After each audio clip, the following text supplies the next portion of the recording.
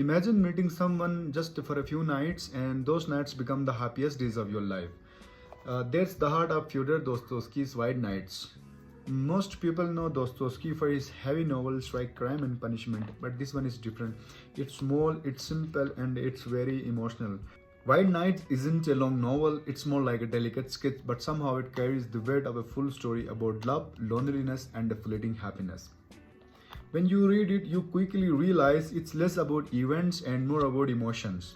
The narrator is a lonely man wandering the streets of St. Petersburg.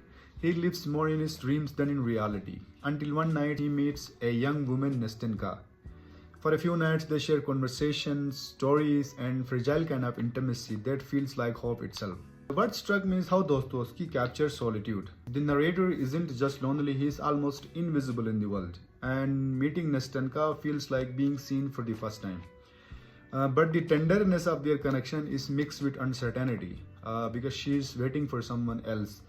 And we sense that their nights together are temporary. The story raises questions that feel timeless.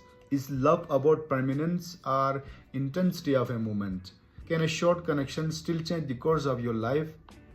Dostoevsky seems to suggest yes. The narrator's world goes from grey to full of color, even though the ending isn't what he dreamed of. That paradox, joy, and heartbreaking existing together is what makes the book stay with you. From a reading perspective, it's very small, poetic, and very human.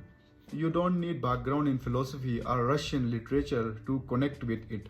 Personally, it reminded me that how even a brief encounters can leave a deep imprint, and that sometimes the memory of being truly seen is as powerful as love itself. I would recommend White Nights if you want a story that feels like intimate, reflective, and honest about both the beauty and pain of human connection.